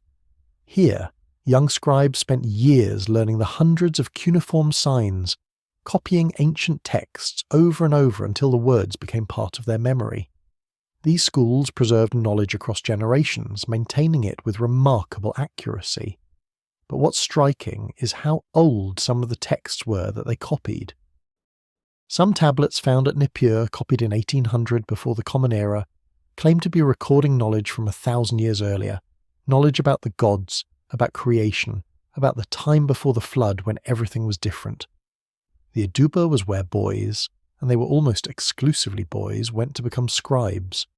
The training was rigorous, beginning when students were perhaps 7 or 8 years old and continuing for years, sometimes a decade or more. Students started by learning to form the basic wedge shapes, practicing on clay tablets that would be smoothed and reused. Once they could make clean marks, they began learning signs, hundreds of them, each one memorized through repetition. They copied lists, endless lists of signs, of words, of phrases, drilling the cuneiform symbols into their memory through sheer repetition. But the Aduba wasn't just about technical skill. Students also copied literary texts, ancient myths and hymns, wisdom literature, legal precedents. They learned mathematics, astronomy, divination, all the specialized knowledge that scribes needed to function in temple and palace administration. And crucially, they learned the ancient texts, the foundational documents of Sumerian culture, copying them exactly as they had been copied for generations before. This created remarkable continuity across centuries, texts preserved with an accuracy that oral tradition could never match. Some of the texts they copied were very old, or claimed to be. Tablets from Nippur, one of the great centers of Sumerian learning, include copies of myths and hymns that the scribes themselves note are ancient, passed down from before the flood, from the time when the world was different. Whether these texts really dated to such antiquity is debated, but the scribes believed they did, believed they were preserving knowledge from the antediluvian world, the time when the Anunnaki walked among humans and kingship had only recently descended from heaven. The Aduba also preserved something else, a sense of cultural identity and continuity. As Sumerian civilization aged, as the Akkadians and later the Babylonians came to political dominance, Sumerian as a spoken language gradually died. But the Aduba kept it alive as a written language, teaching generation after generation of scribes to read and write in Sumerian, even when they spoke Akkadian at home. It became a sacred language, like Latin in medieval Europe, used for religious and scholarly purposes long after it ceased to be anyone's native tongue. This allowed the myths and wisdom of the Sumerian period to survive into later times, copied and recopied, preserved through institutional memory when oral tradition would have let them vanish. The texts themselves sometimes include notes from the scribes who copied them, remarks about the difficulty of the text, about damaged sections in the original, about how ancient the knowledge is that they're preserving. These colophons, as archaeologists call them, give us glimpses of scribes conscious of their role as preservers of wisdom, as links in a chain connecting present to past. They weren't just copying for administrative purposes, but maintaining something they saw as sacred. Knowledge from the gods, or from the time when gods and humans lived closer together. Knowledge that must not be allowed to fade from the world. The Sumerians tracked the movements of planets with precision that wouldn't be matched until the Renaissance. They knew the synodic periods of Venus, could predict eclipses, understood the precession of the equinoxes. Clay tablets from Babylon, inheritors of Sumerian astronomical knowledge, contain mathematical calculations and planetary observations so accurate that modern astronomers have used them to refine historical chronologies. But why did the Sumerians care so much about the heavens? Was it religious devotion, scientific curiosity, or something else? Were they watching for the return of someone who had come before? Mesopotamian astronomy began, as far as we can tell, with simple observation. The movements of celestial bodies were regular, predictable. Eternal in a way that human affairs were not. The sun rose and set with perfect consistency. The moon waxed and waned through its monthly cycle. Stars wheeled overhead in patterns that repeated annually. To people living in the uncertainty of flood and drought, war and disease, the heavens must have seemed like a realm of divine order, a place where the gods' will was written in movements too vast and regular for humans to influence. But Mesopotamian astronomers didn't just watch, they measured, recorded, calculated. Clay tablets from the Old Babylonian period, around 1800 before the Common Era, contain astronomical observations and mathematical calculations that show sophisticated understanding. They knew the synodic period of Venus, the time it takes Venus to complete its cycle of appearances and disappearances as morning and evening star, is approximately 584 days. They track this carefully, recording each appearance, noting the positions against the background stars, creating records that allowed them to predict when Venus would next be visible. They tracked the moon with even greater precision, noting the exact length of lunar months, understanding that 12 lunar months don't quite equal a solar year. Developing systems to intercalate extra months to keep their lunar calendar aligned with the seasons. They knew how to predict eclipses, at least probabilistically, understanding the cycles that govern when eclipses can occur. Later Babylonian astronomers, building on Sumerian foundations, developed the Saros cycle, the approximately 18-year period after which eclipses repeat, allowing them to predict with remarkable accuracy when the sun or moon would darken. They understood the precession of the equinoxes, the slow wobble of Earth's axis that causes the position of the equinoxes to shift against the background stars, completing a full cycle in approximately 26,000 years. This is sophisticated observational astronomy, requiring consistent records maintained across centuries to notice such gradual changes. It suggests institutional continuity, observatories or temple complexes where astronomers worked generation after generation, each adding to records maintained by their predecessors, building up data sets spanning centuries or millennia. But why this obsession with the heavens? Part of it was religious. The gods were associated with celestial bodies. Anu was the pole star, Enlil was the constellation we call Orion, Inanna was Venus, Sin was the moon, Shamash was the sun. Watching the heavens meant watching the gods themselves, tracking their movements, interpreting their messages. Celestial omens were taken seriously. Unusual astronomical events like eclipses or planetary conjunctions interpreted as divine warnings or promises. Kings consulted astronomers before major decisions, wanting to know if the stars favoured their plans. But there seems to be something more, a drive toward understanding that goes beyond religious duty. The mathematical sophistication of later Mesopotamian astronomy suggests people who were genuinely curious about how the universe worked, who wanted to understand the patterns they observed, who found beauty and meaning in the regular movements of celestial bodies. They developed base 60 mathematics, the system we still use for measuring time and angles, partly to handle the complex calculations required for astronomical prediction. They created tables of planetary positions, mathematical models of celestial motion, tools that served both religious and intellectual purposes. Or perhaps they were watching for something specific. Some of the astronomical texts have an urgency to them, a sense that tracking the heavens isn't just academic interest but vital necessity. Were they watching for the return of the Anunnaki, the gods who had come from the heavens before? Were they looking for signs of divine intervention, celestial events that would herald the return of kingship from heaven? The texts don't say explicitly, but the intensity of their watching, the precision of their records, suggests astronomy in Mesopotamia carried weight beyond what we might expect, as if the answers they sought in the heavens were matters of survival, not merely curiosity. The Sumerian King List describes 8 kings who ruled before the flood, and their reign lengths are absurd. Alulim, the first king, supposedly ruled for 28,800 years. Alalja ruled for 36,000 years. Modern scholars dismiss these as mythological exaggerations, symbolic rather than literal. But what if the Sumerians were trying to express something they didn't have proper language for? What if these numbers were meant to convey not duration but difference, marking a time when the rulers weren't quite human, when the Anunnaki walked among their human servants before withdrawing into the temples and then into myth?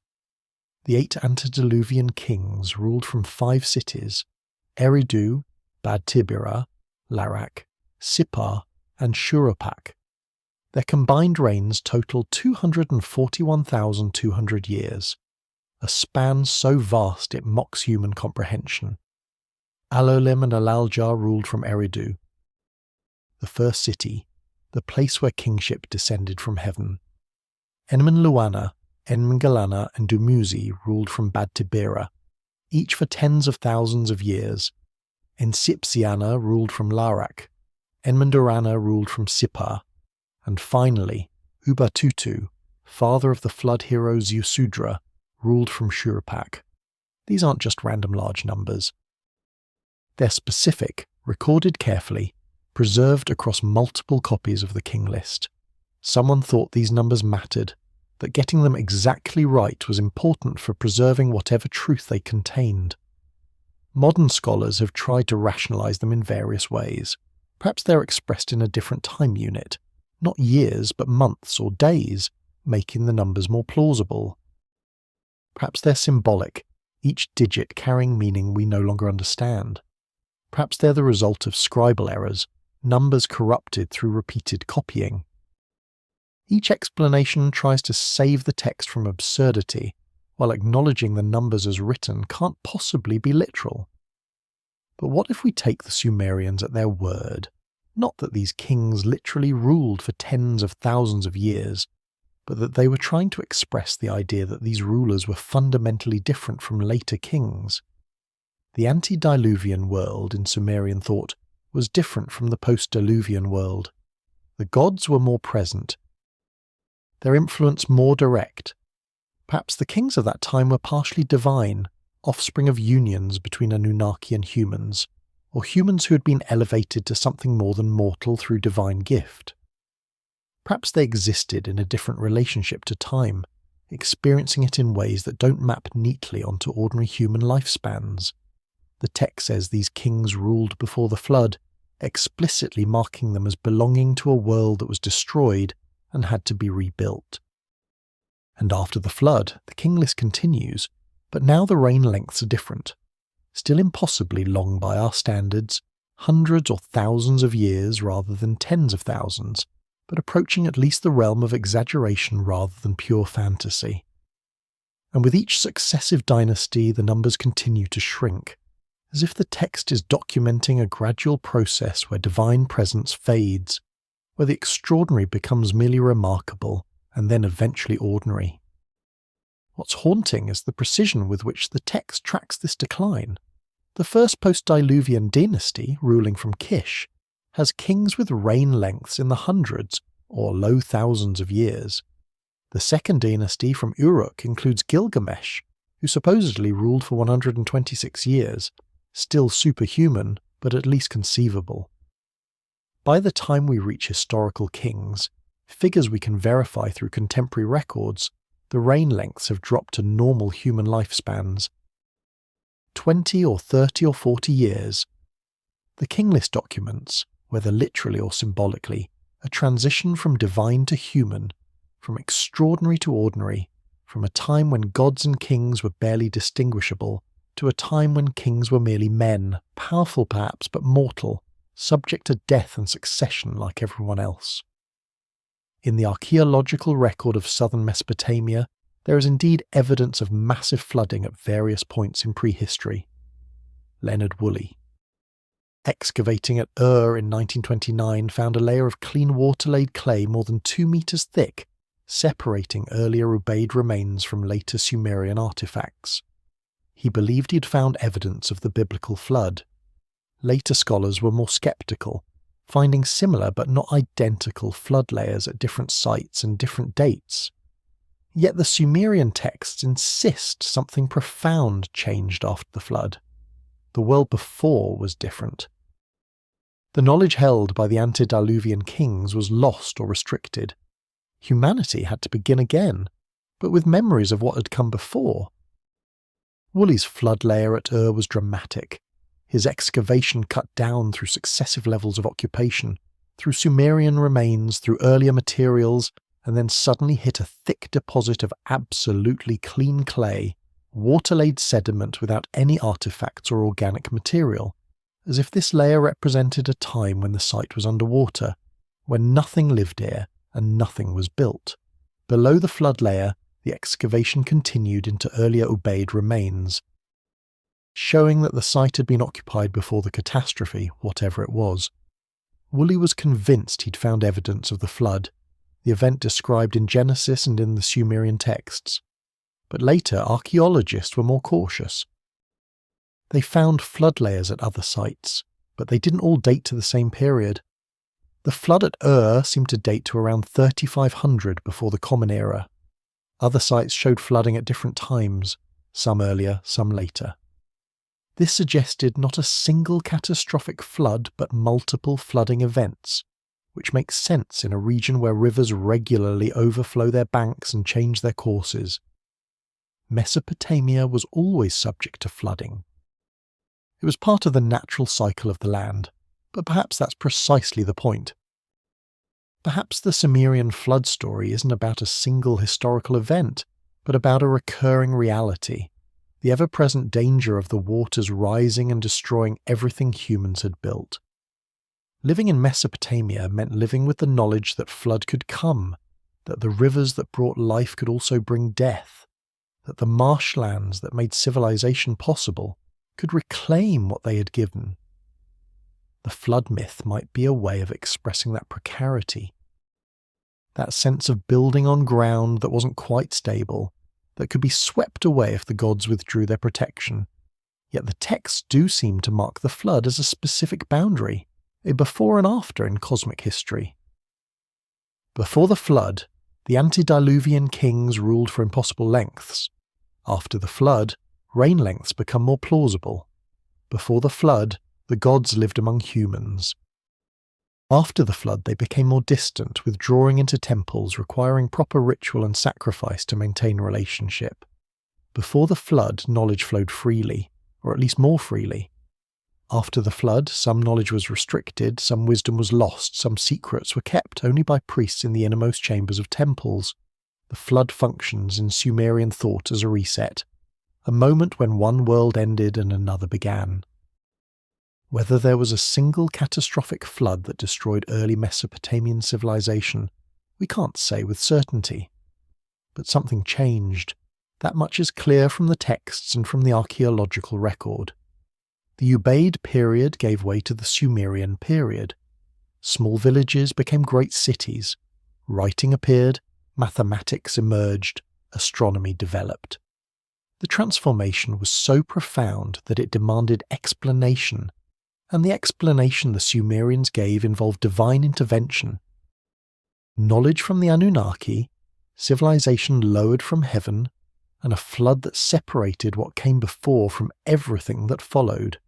And in that flood boundary, we see reflected the Sumerian understanding of their own origins, the sense that their civilization wasn't something they had built entirely through their own efforts, but something they had received, inherited, been given by powers beyond themselves. Whether those powers were literally gods from the sky or simply the accumulated wisdom of earlier generations the Sumerians no longer fully remembered, the psychological truth remains. They felt themselves to be the inheritors of something greater than themselves, custodians of knowledge that had survived catastrophe, living in the shadow of a time when everything had been different, better perhaps, or at least more directly touched by divine presence. Scattered through Mesopotamian texts are hints of knowledge that was restricted, forbidden, dangerous to possess. Some tablets carry warnings about who is permitted to read them. Some knowledge is described as being for the initiated only. The god Enki is sometimes portrayed as having broken divine law by teaching humans too much, giving them powers meant only for gods. There's a sense running through these ancient texts that civilization itself was a gift that came with conditions, with limitations, with the understanding that some knowledge was too dangerous for humans to possess. The warnings appear in colophons. Those notes scribes added at the end of tablets to identify the text and sometimes to restrict its circulation. Some tablets from Mesopotamian temples carry phrases like quote 4, quote, or quote 5, quote. These aren't casual suggestions, but explicit prohibitions, declarations that certain knowledge must be guarded. Kept within circles of priests or scholars who had been properly trained and initiated into mysteries the common people weren't permitted to access. What knowledge required such restriction? Some of it was magical, incantations and rituals for controlling supernatural forces, binding demons, compelling gods. If everyone knew these techniques, if anyone could perform the rituals that gave power over spirits and divine beings, the social order would collapse. Priestly authority depended partly on exclusive access to knowledge that allowed mediation between human and divine realms. But other restricted knowledge seems different, more fundamental, as if it touched on secrets about the nature of reality itself, about how the world was made, about what the gods really were and what humans were created to be. The Epic of Gilgamesh contains a moment that captures this tension around forbidden knowledge. Gilgamesh, after his friend Enkidu dies, seeks immortality from Utnapishtim, the flood survivor who was granted eternal life by the gods. Utnapishtim tells Gilgamesh about a plant that grows at the bottom of the ocean, a plant that can restore youth. Gilgamesh dives deep, retrieves the plant, begins his journey home. But while he bathes in a pool, a serpent steals the plant and slithers away, shedding its skin as it goes, renewed. Gilgamesh has failed to achieve immortality. And the text suggests this failure isn't accident, but cosmic necessity. Humans aren't meant to have eternal life. That knowledge, that power, belongs to the gods alone, and humans who grasp for it will always fail, always lose what they momentarily held. Enki's gifts to humanity, in some texts, are portrayed not as benevolent teaching but as transgression, as the god overstepping bounds set by the divine council. When he warns Ziusudra of the coming flood, he's breaking the decree that humanity should be destroyed utterly. When he teaches humans the me, he's giving away powers the other gods wanted to keep restricted. There's an undercurrent in these stories suggesting that civilization itself might be forbidden knowledge, that humans having writing and mathematics and astronomy might be contrary to divine will, permitted only because one god chose to rebel against the others. This creates a strange relationship between humanity and knowledge in Mesopotamian thought. We need knowledge to survive, to maintain civilization, to serve the gods properly through correct ritual. But too much knowledge, the wrong kinds of knowledge, become dangerous, put us at risk of divine punishment or of unleashing forces we can't control. The line between acceptable and forbidden knowledge is never entirely clear, and perhaps that ambiguity was intentional, keeping humans dependent on priestly interpretation, on guidance from those who claim to understand where the boundaries lay. Some scholars suggest the restrictions on knowledge reflect practical concerns about maintaining social hierarchy, preventing lower classes from accessing information that might allow them to challenge priestly or royal authority. But the texts themselves suggest something deeper, a genuine belief that some knowledge carries inherent danger, that the universe contains secrets humans aren't equipped to handle, that knowing too much can destroy rather than enlighten. Whether that belief reflected real metaphysical truth or was a way of conceptualizing social control, it shaped how knowledge was transmitted, preserved, restricted across Mesopotamian civilization for thousands of years. By 2000 before the Common Era, the Sumerian language was dying, replaced by Akkadian, even as Sumerian culture profoundly influenced the Babylonians and Assyrians who succeeded them. The great Sumerian cities were abandoned or diminished. The temples that once housed the Anunnaki fell into ruin. It was as if the presence that had sparked Sumerian civilization had withdrawn, leaving humans to continue alone with the knowledge they'd been given. The later Mesopotamians looked back on Sumer the way we might look at Atlantis, a golden age when gods and humans lived closer together, when knowledge flowed more freely, when everything seemed touched by divine presence. The decline of Sumer wasn't sudden catastrophe, but slow fading, a gradual process that took centuries. Political power shifted northward to Akkad, then to Babylon, then to Assyria. Each successive empire built on Sumerian foundations, adopted Sumerian writing and mathematics and law, worshipped Sumerian gods under different names or in different languages. But Sumerian as a living language died, becoming by 1800 before the Common Era purely literary language. Studied by scribes but no longer spoken in homes or markets. The great cities of the Sumerian heartland, Uruk, Eridu, Lagash, shrank or were abandoned as trade routes shifted, as river channels changed course, as the focus of power and prosperity moved elsewhere. The temples at Eridu, where it all began, where kingship first descended from heaven according to Sumerian belief, gradually fell into disrepair. Later, Babylonian kings would occasionally restore them, maintaining the site because of its antiquity and sacred significance. But the regular worship, the daily rituals, the sense of living divine presence, those faded. By the first millennium before the Common Era, Eridu was largely abandoned, its temples' ruins half buried in windblown sand, visited occasionally by pilgrims, but no longer the vital centre of worship it had been for thousands of years. What happened to the Anunnaki? In the theological understanding of later Mesopotamians, they didn't cease to exist but became more remote, more abstract. The personal relationship between gods and humans that Sumerian texts sometimes suggest gave way to more formalized religion, where proper ritual mattered more than divine intimacy. The gods still existed, still required worship and sacrifice, but they seemed further away, less directly involved in human affairs.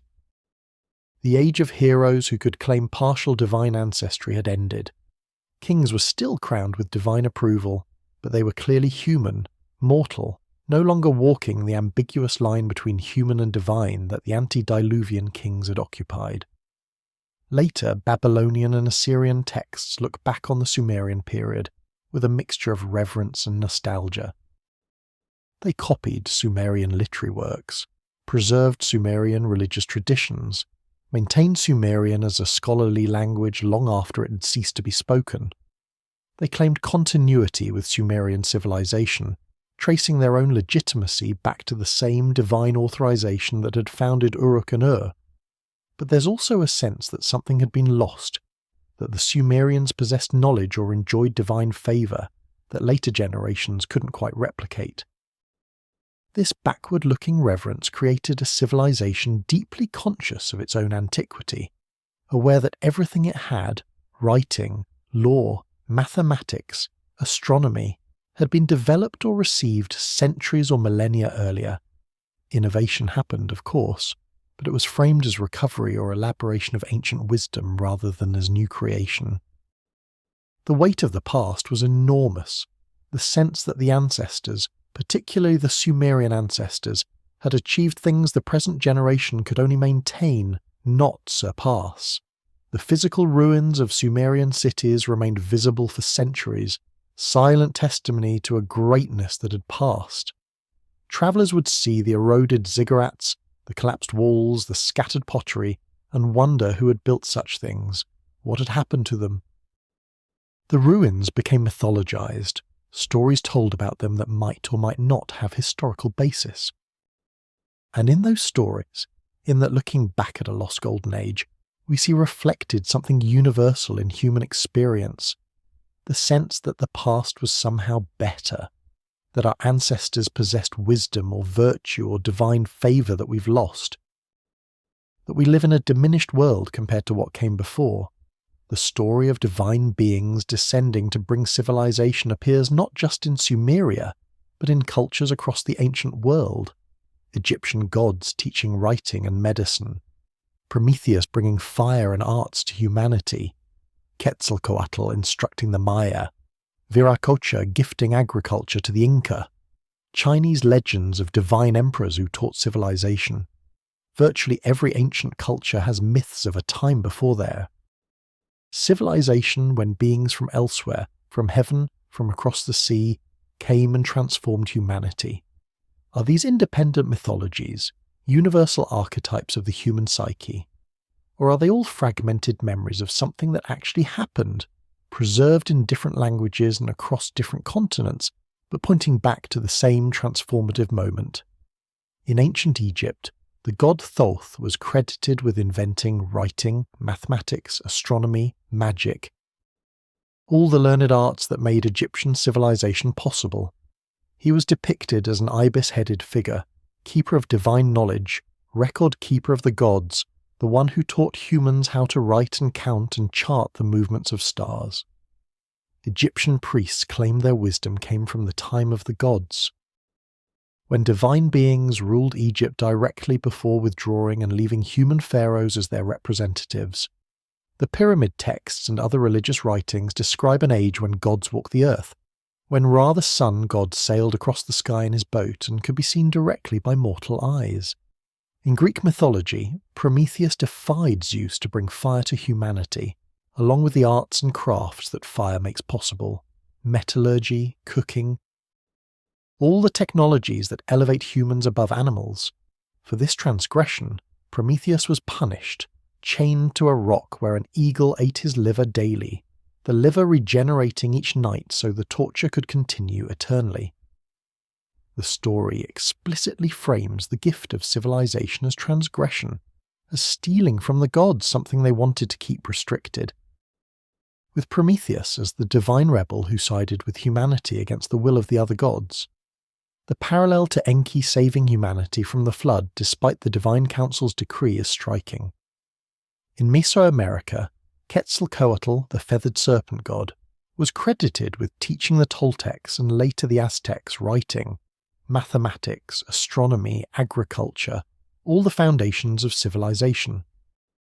He was described as a bearded figure, unusual in indigenous American cultures, who came from across the sea, taught the people for a time, then departed with a promise to return. When Spanish conquistadors arrived, some indigenous people initially thought they might be Quetzalcoatl returning, a confusion that had tragic consequences, but that reveals how deeply embedded the expectation of return was in Mesoamerican cosmology. In South America, Viracocha was said to have emerged from Lake Titicaca after a great flood, bringing civilization to the ancestors of the Inca. He taught agriculture, architecture, social organization, then walked across the land creating people and teaching them how to live, before finally walking across the Pacific Ocean, disappearing but promising eventual return. The pattern repeats. Divine being brings civilization, teaches for a time, then departs with the promise or threat of coming back. In China, the 3 sovereigns and 5 emperors of legendary prehistory were credited with inventing or teaching all the fundamental arts: fire, agriculture, writing, medicine, mathematics. These figures exist in a liminal space between myth and history, described in texts as having superhuman lifespans and abilities, but also as historical rulers whose reigns can supposedly be dated. Like the Sumerian antediluvian kings, they represent a transition from a mythological age to a historical age, from a time when the divine and human were intermingled to a time when they became separate. The persistence of this pattern across cultures that had no known contact with each other is remarkable. Either it represents a universal human archetype, a story we tell ourselves to explain the origins of civilization because it satisfies some deep psychological need to attribute our achievements to forces beyond ourselves.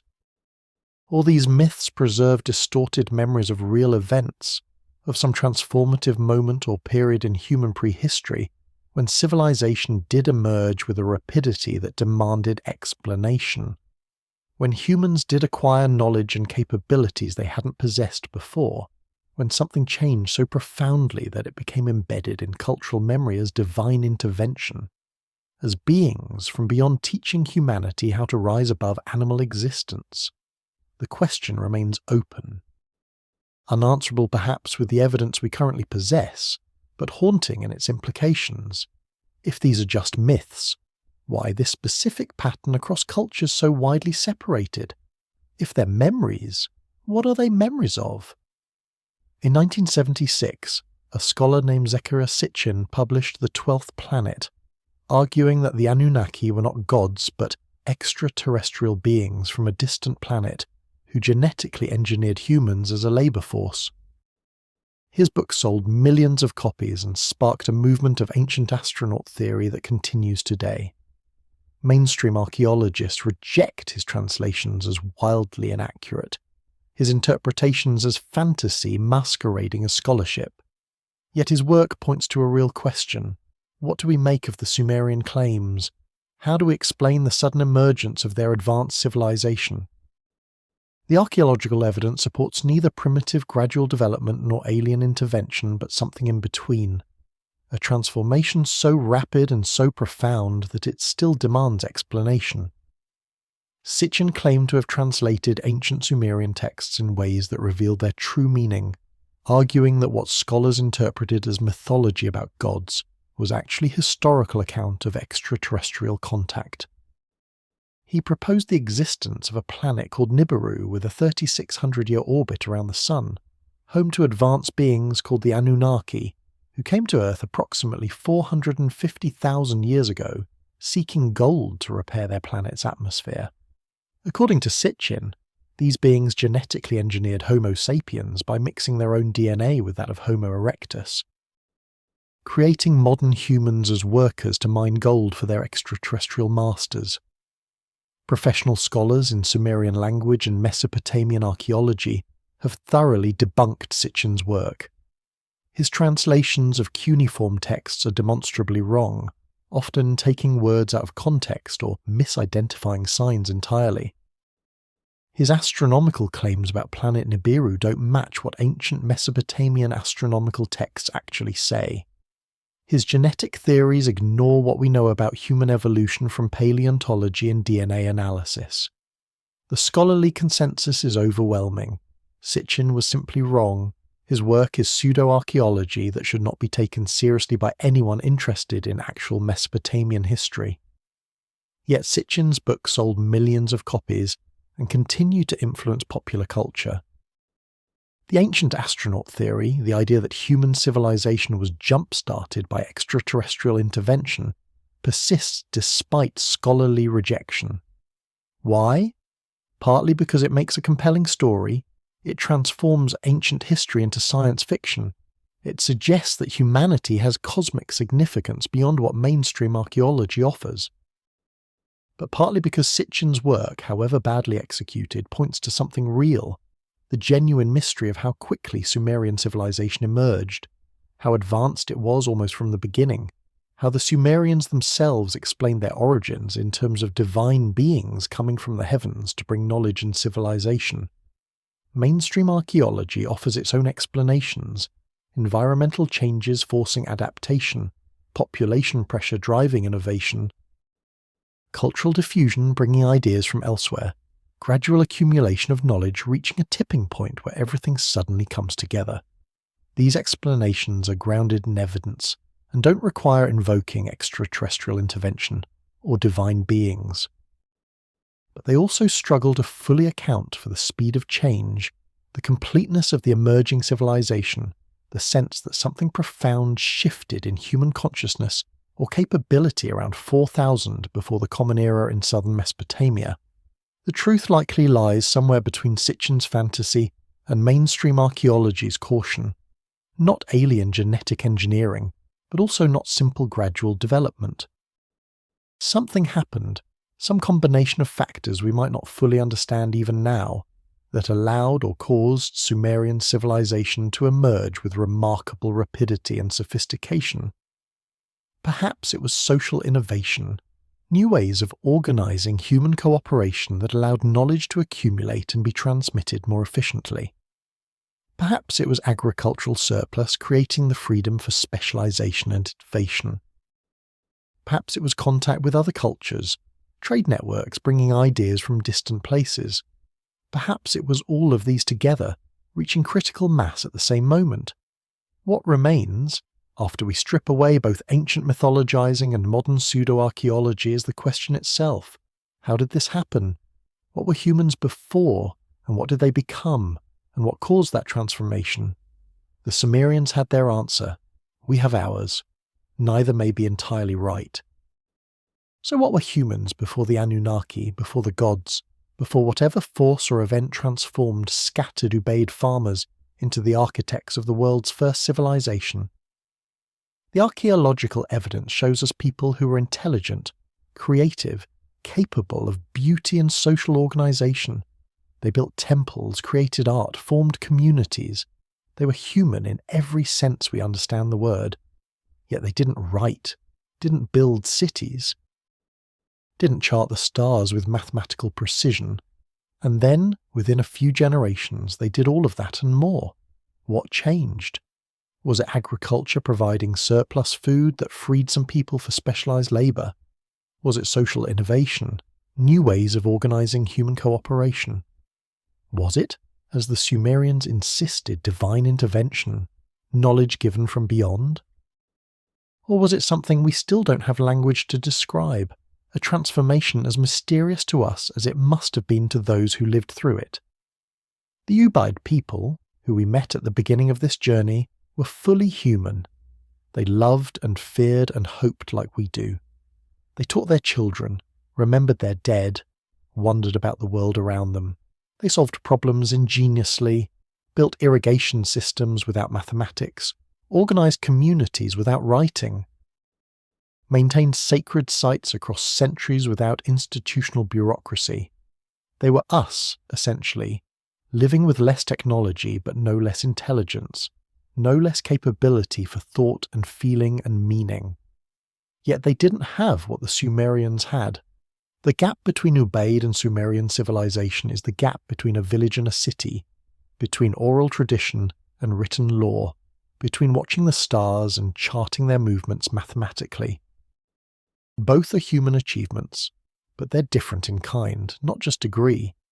Something allowed or caused the Sumerians to reach beyond what the Ubaid had achieved, to create forms of social organization and knowledge preservation that would define civilization for millennia to come. Perhaps the answer is simply time and circumstance. Agricultural surplus allowed population growth. Population growth created challenges that demanded innovation. Innovation built on innovation until suddenly you had cities and writing and all the rest. There's no mystery here, just the normal process of human cultural evolution playing out. This is the standard archaeological explanation, and it has the virtue of requiring no supernatural intervention, no unexplained gifts from elsewhere. It's parsimonious, grounded, scientific, but it also feels incomplete. It doesn't quite capture the speed of change, the simultaneity of multiple innovations, the sense that something fundamental shifted in human consciousness around the birth of Sumerian civilization. It treats the emergence of writing as just one more technological development, equivalent to inventing a better plough or a new pottery technique. But writing isn't just technology. Writing changes how humans think, how we remember, how we conceive of time and history and knowledge itself. The invention of writing is a threshold moment in human history, as significant as the domestication of fire or the development of agriculture. And it happened alongside so many other threshold moments: mathematics, astronomy, monumental architecture, formalized government, all crystallizing together in southern Mesopotamia around 3500 before the Common Era. The Sumerians said the Anunnaki brought civilization, that kingship descended from heaven, that the gods taught humanity writing and mathematics and all the arts. We can interpret that as mythology, as ancient people attributing their own achievements to divine benefactors, because they didn't understand how human innovation works. Or we can hear in those claims an echo of something true, not literally about gods from the sky, but about a transformation so profound, so rapid, so complete, that those who lived through it or inherited its results felt they'd received something from beyond themselves, a gift they couldn't take full credit for, a change they couldn't fully explain. What we were before was human. What we became was also human. But something shifted between those two states of being human. Something that made us capable of civilization, of writing and cities and mathematics and all the rest. Whether we understand that shift as social evolution, divine intervention, or something else entirely, it remains the great question at the heart of human history. We became something more than we had been, and we're still trying to understand how and why and what it cost us to make that transformation. The Sumerians looked back at their Ubaid ancestors and saw the before, the time when humans didn't have civilization. They looked at themselves and saw the after, possessing knowledge that seemed too great to have developed on their own. And in that gap between before and after, they placed the Anunnaki, the gods who came from heaven to earth, who gave humanity the tools to become civilized, who transformed us into what we are. We're still living in the world the Sumerians made, still using their base 60 mathematics to measure time, still building cities according to principles they established, still writing in systems descended from their cuneiform invention. We're the children of that transformation, inheritors of whatever happened in the marshes of southern Mesopotamia 5,000 years ago. And like the Sumerians themselves, we're still wondering what we were before, what changed us, and whether the beings or forces that brought civilization will ever return, or whether we're alone now with what we've been given, responsible for our own future in ways our ancestors never imagined. And so the question remains, hanging in the air like dust motes caught in lamplight, suspended between certainty and mystery. The clay tablets rest in museum cases now, their cuneiform marks still pressed into surfaces that haven't changed in 5,000 years. Behind protective glass, they hold their secrets patiently, neither confirming nor denying what the Sumerians believed about their own origins. The ruins of Eridu lie beneath Iraqi sand, silent about whether kingship really descended from heaven or emerged from human ambition and innovation. The truth, whatever it is, waits with the patience of stone and baked clay, neither rushing toward us nor retreating further into shadow. Perhaps that's as it should be. Perhaps some mysteries aren't meant to be solved completely but held gently, turned over in quiet moments, examined from different angles as the light changes. The Ubaid people lived and loved and built their reed temples without knowing they were preparing ground for transformation. The Sumerians looked at what they'd become and couldn't fully explain it, so they wrote about gods descending from heaven, about Anunnaki bringing civilization, about a time before the flood when everything was different, and we read those ancient words and find in them questions that mirror our own, about where we came from, what made us human, whether we're alone in our becoming. Tonight, as you drift towards sleep, you're lying under the same stars the Sumerian astronomers watched with such intensity, tracking the same planets that moved across ancient skies, while scribes pressed their observations into wet clay. The distance between you and them collapses in darkness. 5,000 years becomes nothing in the quiet of night, and you're connected across that vast span of time by the same questions, the same wonder, the same mystery about what humanity was and what it became and what that transformation cost or gave us. The temples of Eridu are silent now, but the questions they were built to honor remain alive, carried forward through millennia by people like you who pause in the night to wonder about origins and transformations and the possibility that we're part of something larger than we understand. Let yourself rest in that wondering. Let the ancient world hold you gently as consciousness fades and sleep arrives like floodwaters receding, revealing new ground, familiar and strange at once. The Anunnaki, whether gods or memory or metaphor, have withdrawn into the realm of dream where all mysteries go to wait. And you can follow them there now, drifting down into darkness that has held humanity since before writing existed to name it, sleeping the sleep that connects us all, ancient and modern, mortal and seeking, still asking the same questions our first civilized ancestors pressed into clay, still watching the same sky, still wondering, still here. Rest now. The ancient world will keep its secrets until morning, and morning is very far away.